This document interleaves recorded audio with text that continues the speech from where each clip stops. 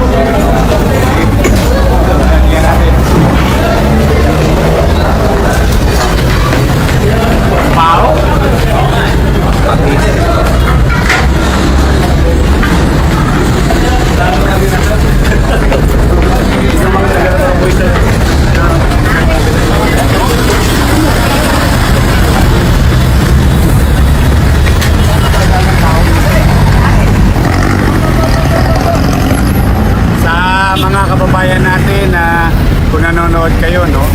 Pasensya na muna, pinakit namin kayo sa ibabaw. Medyo nagkakaroon lang ng traffic sa Loton, no? Just for your information, sa mga dadaan, no?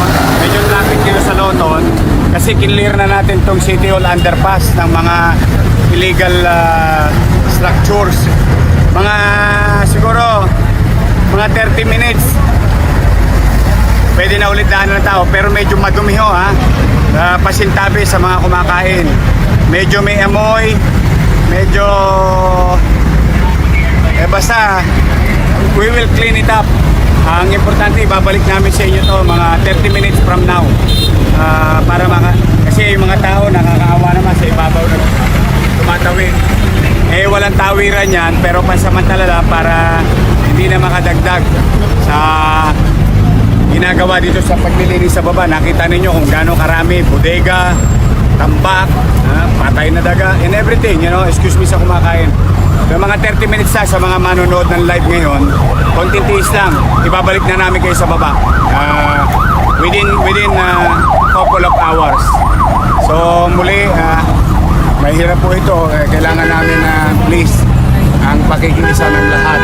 Total, napakinabangan nyo na to ng matagal ng mga ilang individual na yung mga organizer na yan.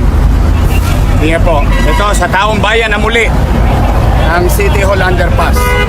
It's for everybody, not for me, not for General Danao, but everybody should use this.